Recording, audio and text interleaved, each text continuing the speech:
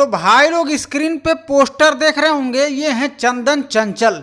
इनका गाना बहुत ही खूब वायरल हुआ था कि देवरा ढोढ़ी चटना बा। जब से ये गाना इनका लॉन्च हुआ है भोजपुरी इंडस्ट्री में, और वही ढोढ़ी का एक जड़ पकड़ लिए हैं कि ढोढ़ी से आगे बढ़ना ही नहीं है।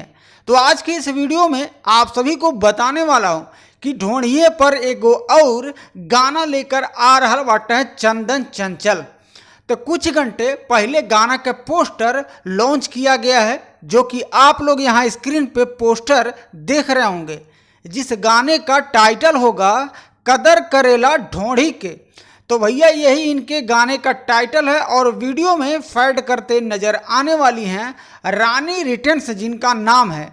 इस गाने के राइटर हैं राकेश जी, और म्यूजिक दिए हैं चमन सिंह जी, और इस वीडियो के डायरेक्टर हैं गोविंद प्रजापति जी।